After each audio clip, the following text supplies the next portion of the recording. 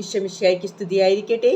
ജെറമ്യായുടെ പുസ്തകം 24-ാം അധ്യായം. 2 കുട്ട അത്തിപ്പഴം.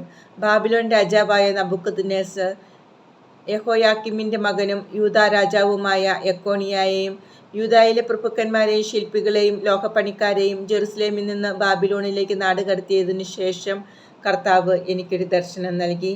ഇതാ, ദേവാലയത്തിന്റെ മുമ്പിൽ 2 കുട്ട അത്തിപ്പഴം. ഒരു കുട്ടയിൽ ആദ്യം മൂത്ത് പഴുത്ത മേൽത്തരം അത്തിപ്പഴം, മറ്റേ കുട്ടയിൽ തിന്നാൻ കൊള്ളാത്ത വിധം ചീത്തയായ പഴവും.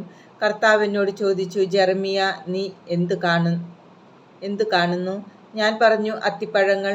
നല്ലത് വളരെ നന്ന്, മോശമായത് തിന്നാൻ കൊള്ളാത്ത വിധം തീരെ മോശം.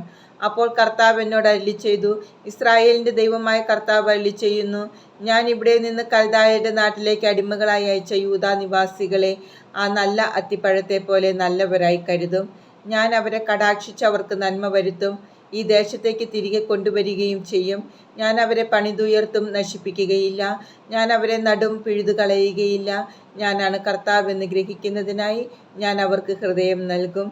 അവർ എൻ്റെ ജനവും ഞാൻ അവരുടെ ദൈവവുമായിരിക്കും. അവർ പൂർണ്ണ ഹൃദയത്തോടെ എൻ്റെ അടുക്കിലേക്ക് തിരിച്ചു വരും.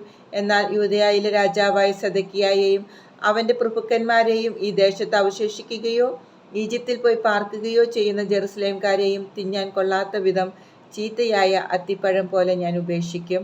കർത്താവ് അരുളിച്ചെയ്യുന്നു, ഭൂമിയിലെ സകല രാജ്യങ്ങൾക്കും അവർ ബീഭത്സ വസ്തുവായിരിക്കും. ഞാൻ അവരെ ചിതറിച്ച എല്ലായിടത്തും അവർ അവജ്ഞയ്ക്കും പഴമൊഴിക്കും അവഹേളനത്തിനും ശാപത്തിനും പാത്രവുമായിരിക്കും.